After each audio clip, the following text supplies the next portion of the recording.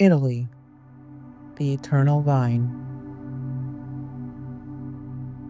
Welcome back. I hope you are feeling settled and warm. Before we begin, take a deep breath in and let it out slowly.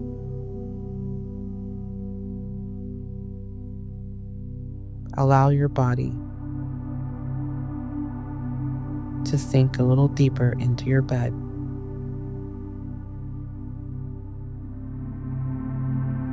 As a reminder, your screen will remain dark tonight.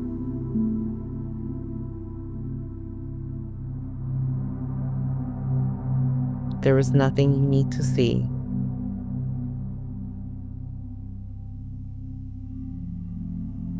This space is designed to be a sanctuary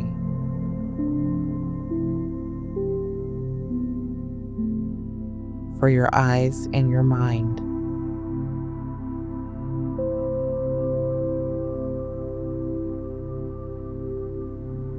Simply let the sound of my voice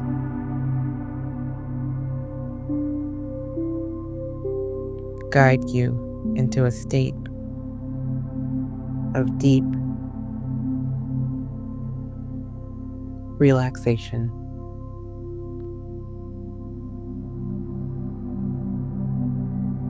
Now, close your eyes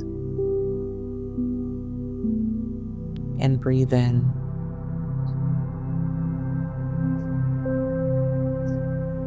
The air here is different.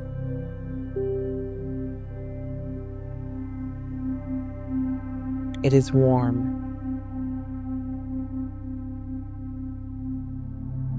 carrying the faint, sweet scent of blooming jasmine, sun-baked terracotta, and the distant salt of the Mediterranean Sea.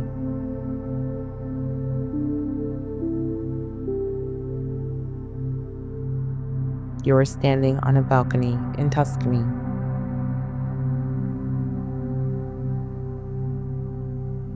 Watching the sun dip below a line of dark,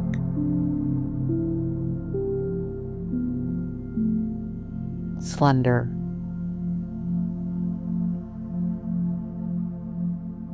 cypress trees. The sky is a bruised purple, fading into a soft,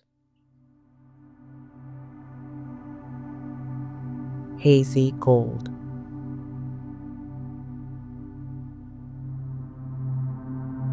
Italy is a land shaped like a boot.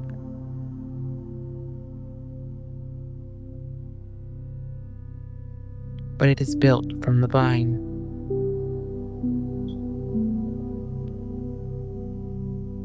To the Greeks who arrived thousands of years ago, this peninsula was known as Oenotria, the land of vines.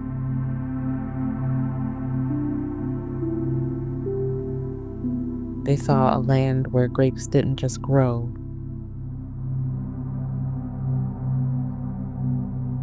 they thrived, clinging to every hillside and sprawling across every valley. In Italy, wine is not a luxury.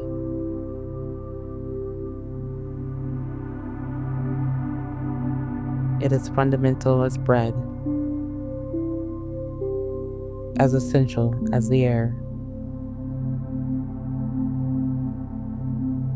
As the evening shadows stretch across the rolling hills,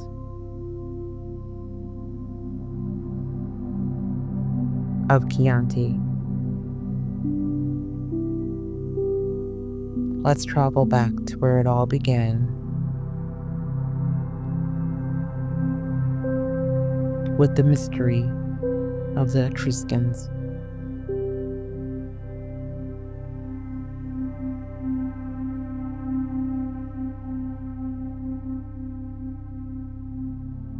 Part 2: Ancient Echoes.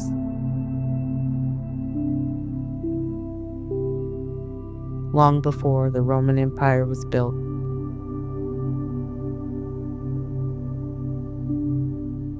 the Etruscans were the masters of this land.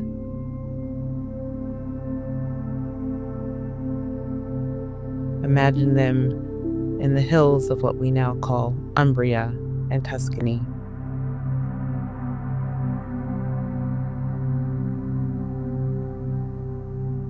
They didn't grow vines in neat, low rows.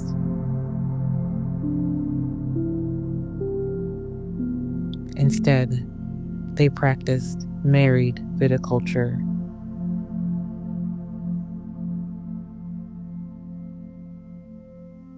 Training the grapevines to climb high into the branches of elm and poplar trees.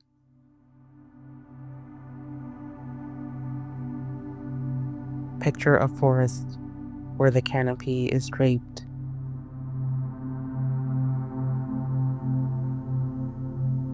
with heavy, dark clusters of grapes.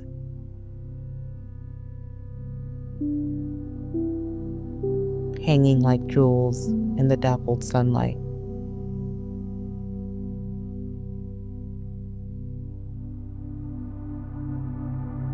When the Romans rose to power, they took this love of the vine and turned it into a civilization.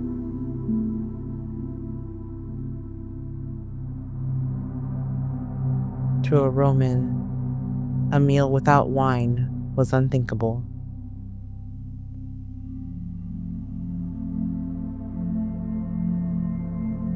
They built massive villas with specialized pressing rooms.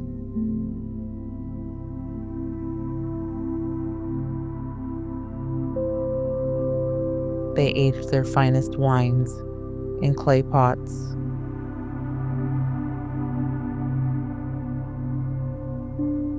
Sealed with pine resin and stored in cool, dark cellars.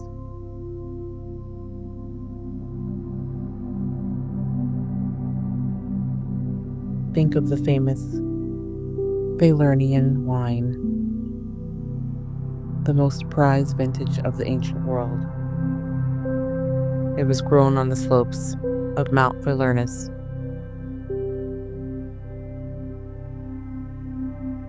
It was said to be so strong, so concentrated,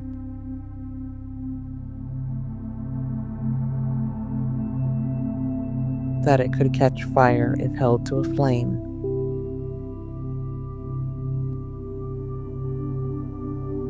It was a wine of kings and poets.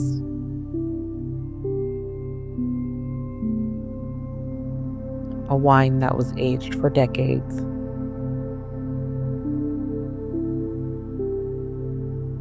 Until it turned the color of dark amber.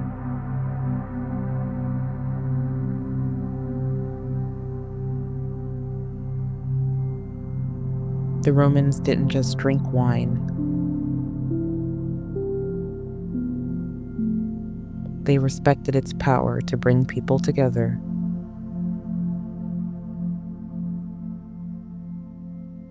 They believed it was a gift from Bacchus.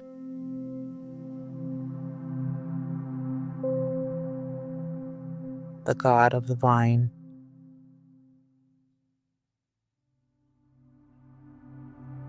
Even now, as you listen, you can almost hear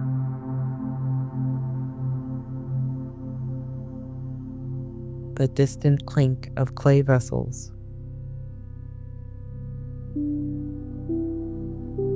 and the low murmur of a Roman feast.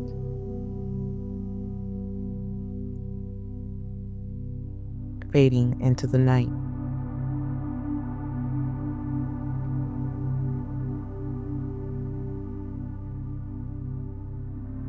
As we pause here, in the quiet heat of the Italian afternoon,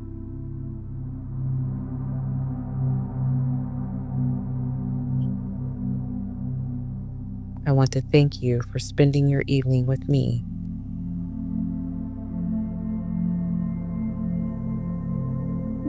If these stories of ancient lands are helping you find a restful space, please consider giving this video a gentle like.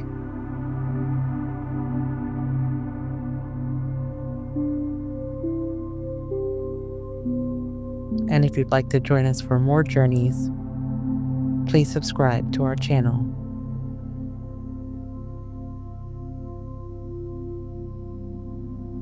It is a small way to support the stories we tell.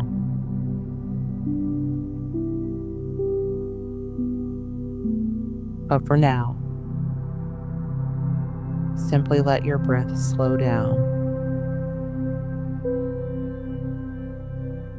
Let the weight of the day lift from your shoulders.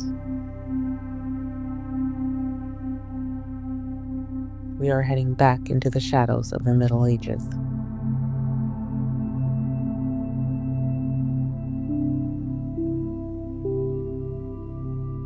Part 3. The Silent Keepers.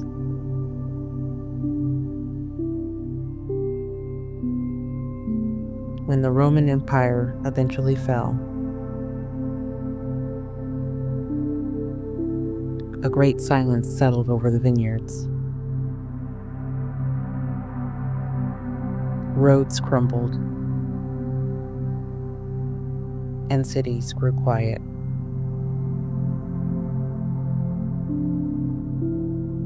But in the secluded valleys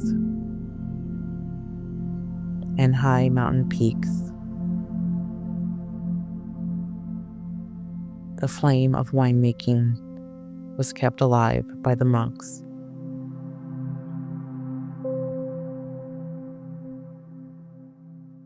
Imagine a stone monastery,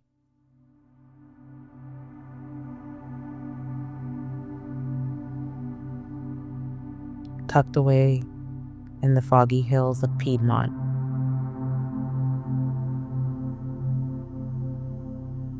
Or the rugged cliffs of Amalfi.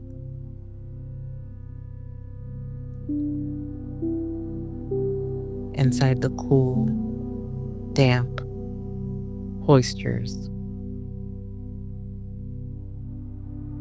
monks moved in silence.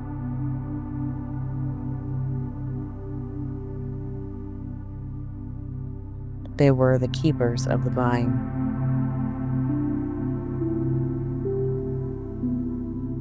They meticulously copied ancient texts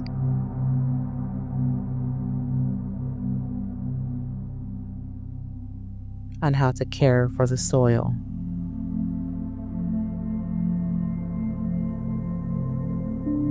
And they carefully selected the best grapes to plant near the monastery walls.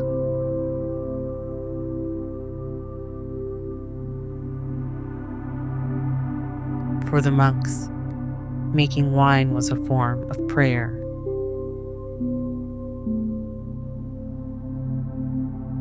It required patience. It required a deep understanding of the seasons.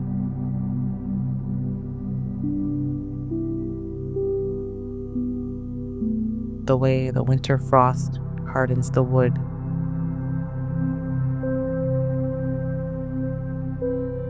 And the way the spring rain wakes the buds.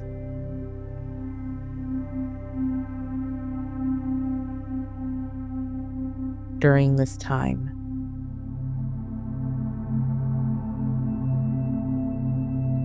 names we recognize today began to emerge.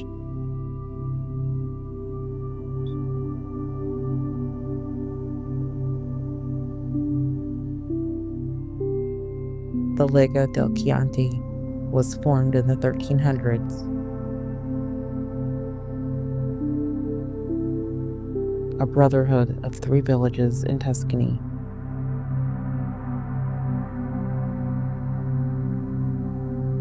Using a black rooster as their symbol.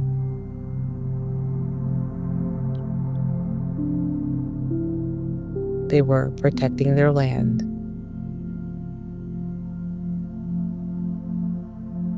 their traditions, and their craft.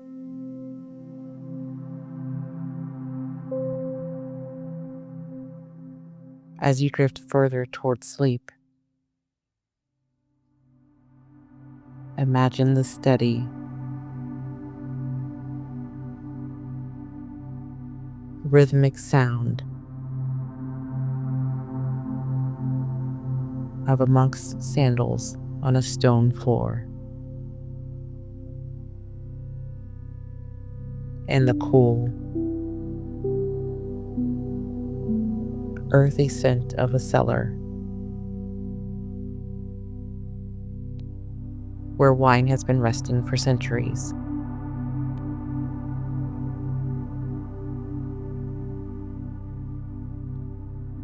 Part 4: The Modern Renaissance.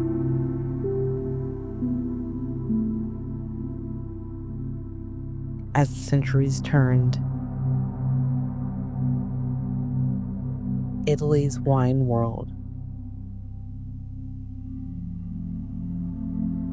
underwent a quiet revolution. In the mid-20th century, a group of winemakers decided to break the rules.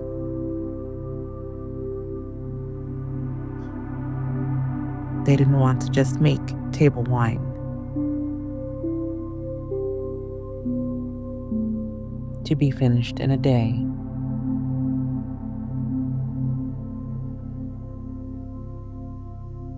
They wanted to make masterpieces that could age for a lifetime.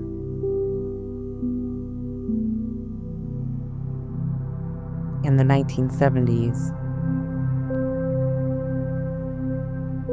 the Super Tuscans were born.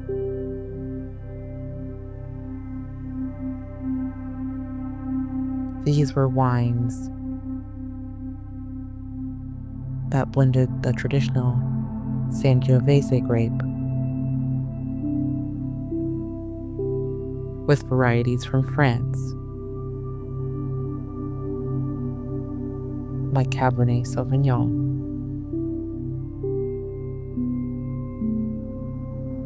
They were aged in small, new French oak barrels.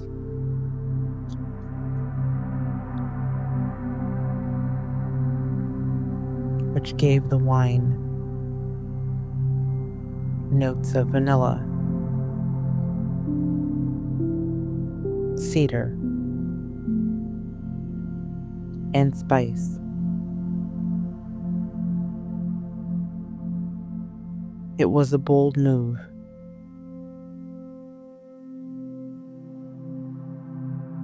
but it reminded the world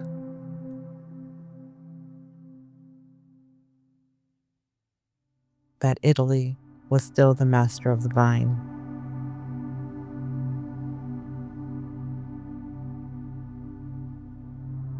From the misty, fog-covered hills of Barolo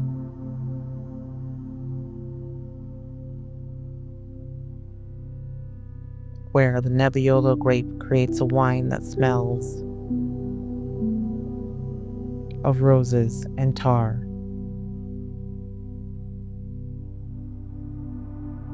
to the sun-scorched volcanic soils of Mount Etna in Sicily.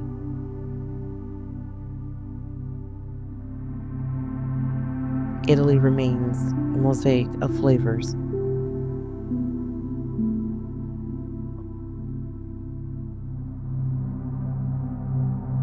Every glass of Italian wine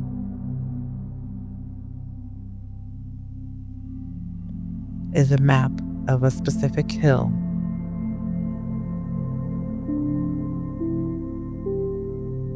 a specific wind,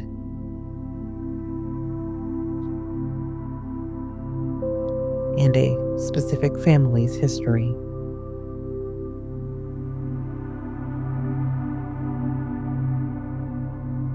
It is a legacy of resilience, passed down through the hands of fathers and daughters.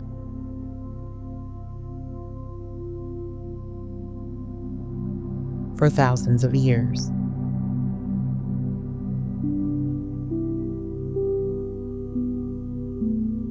Part 5. The Sleep of the Land.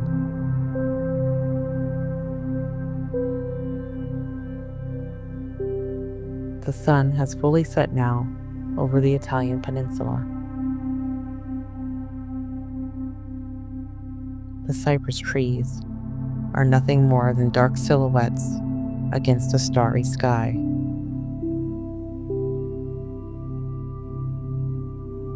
The vineyards are still.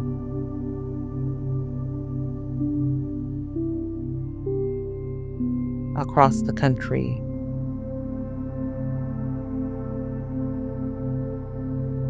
from the snowy Alps in the north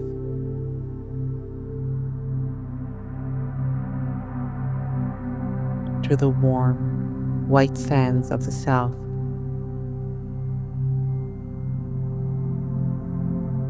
millions of vines are resting.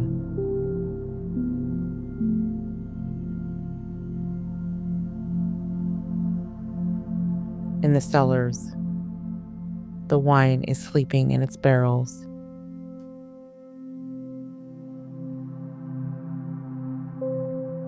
It is a slow, patient transformation.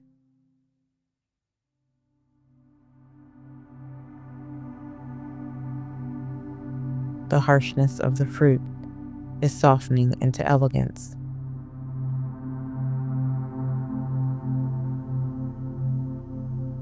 The tannins are smoothing out like pebbles in a stream.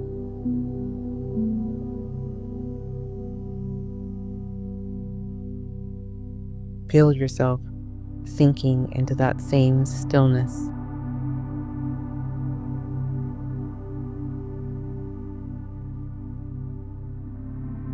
You are like a vine in the winter,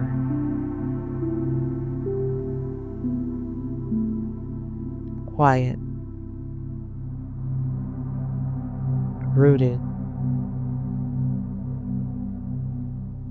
and at peace.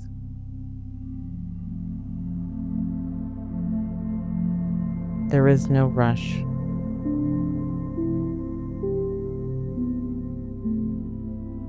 There is only the slow, steady rhythm of the earth.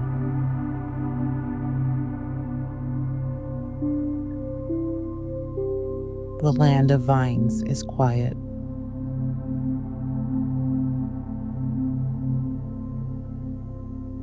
The history of the world is etched into its soil. And tonight, that history is a lullaby.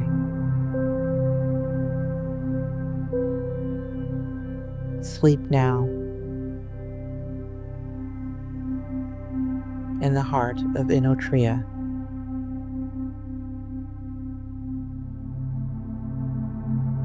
Sleep and be well.